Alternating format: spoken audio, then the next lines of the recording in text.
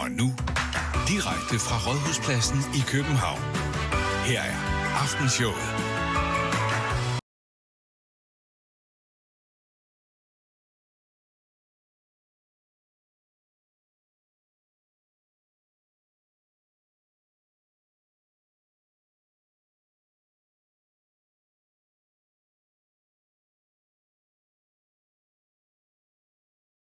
Ja, det har den jo været, siden der kom mange med en anden tro hertil. Altså, den muslimerne, altså islam, er jo en af den næststørste religion, vi har i landet. Ikke også?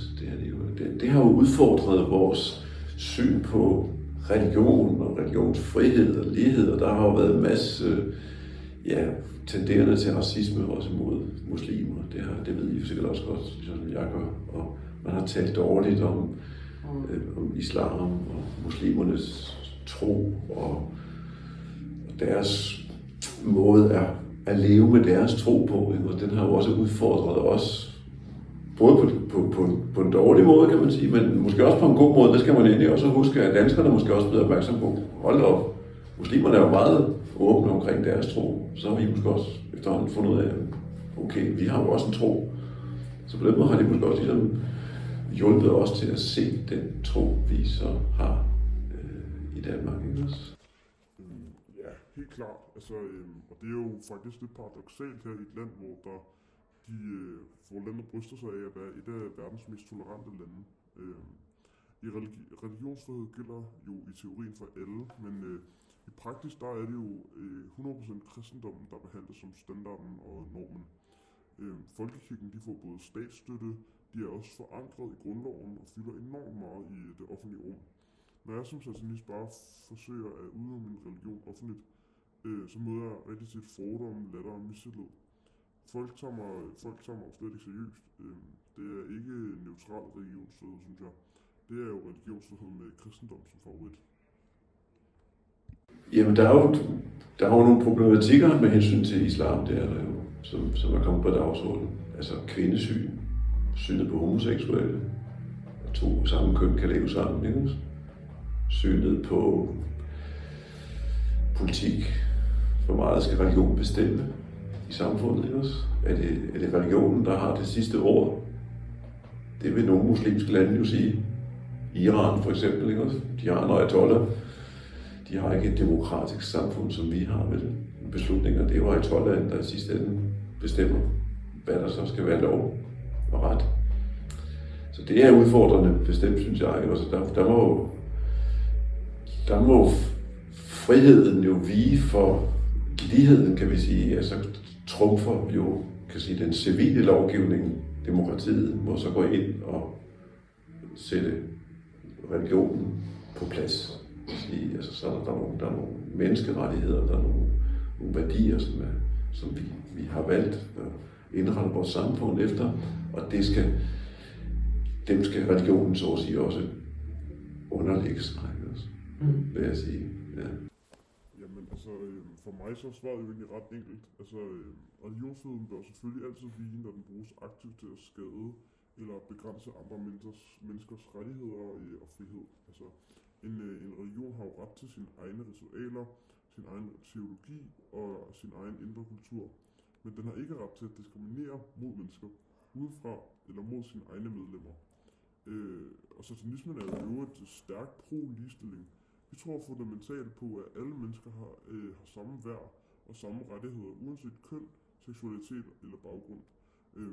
Altså for os, der er ligestilling jo ikke i konflikt med religionsfriheden. Tværtimod er de to ting dybt forbundne, ifølge mig. Kan jeg svare nu?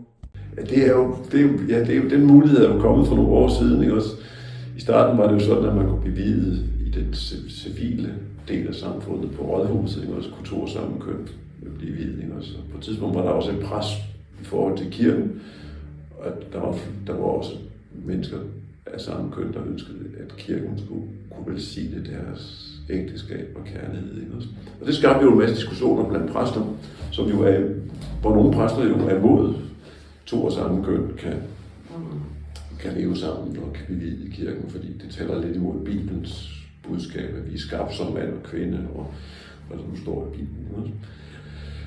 Så der har mange præster jo også valgt at sige, jamen, inklusive mig selv, at jeg har jo ikke noget, kan man sige, samvittighedsproblem med at vi to samme køn.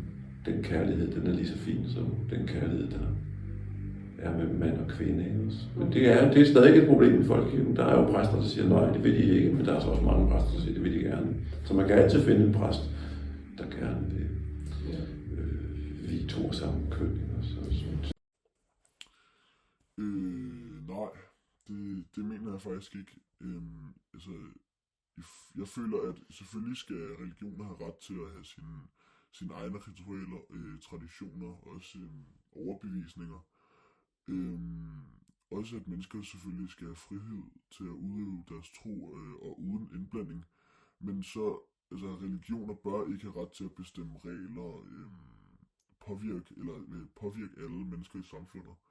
Et moderne samfund bør bygge på fælles rettigheder og love, som gælder for os alle sammen, alle borgerne selvfølgelig, uanset hvilken tro de har. Hvis en religion for eksempel nægter at vie to mennesker på grund af deres køn eller seksualitet, så handler det jo efter min mening, eller ifølge mig, ikke længere kun om religion, så handler det altså også om menneskerettigheder og lighedsbehandling. Religionsfrihed er jo en virkelig vigtig rettighed, men den må altså ikke bare, nu gentager det mig selv, men bruge som det her skjold til at retfærdiggøre forskelsbehandling. Det føler jeg lidt, det godt kan blive gjort. Eller faktisk også begrænsning for andre menneskers frihed. Så det føler jeg, at nogen kan blive misbrugt. Jeg mener også, at staten ligesom har det ansvar for ligesom at sikre, at alle mennesker ligesom bliver behandlet med samme respekt og har de samme muligheder. Det er selvfølgelig et vildt stort krav at stille, men det føler jeg. Og at religion selvfølgelig bør kunne vejlede og inspirere mennesker. Men samfundets regler burde jo bygge på lighed, frihed og respekt for alle borgere. Så det er der, de er lidt anderledes. Men nej, det mener jeg ikke. Men det skal lige tænke lidt over. Jeg tror, den kristendom, som vi har indrettet os med her i vores samfund, er jo også båret af en masse værdier, som jo også er blevet en del af samfundets værdier, kan man sige. På det punkt synes jeg egentlig, vi er meget fint i balance, synes jeg måske. Fordi kristendommen har jo også nogle menneskerettighedsværdier og syn på, hvad et menneske er, og på parforhold, og på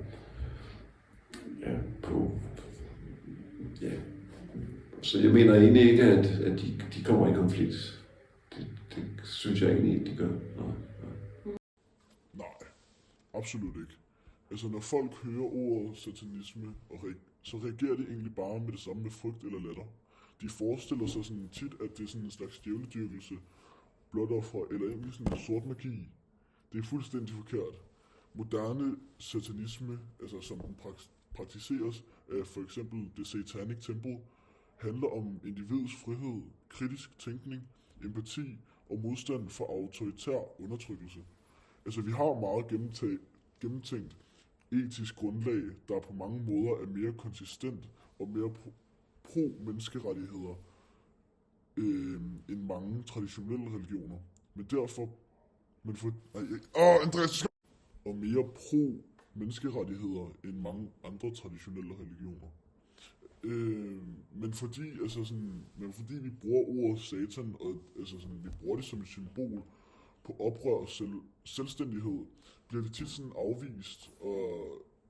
tit afvist, og uden folk overhovedet gider at sætte sig ind i, hvad det er, vi faktisk mener.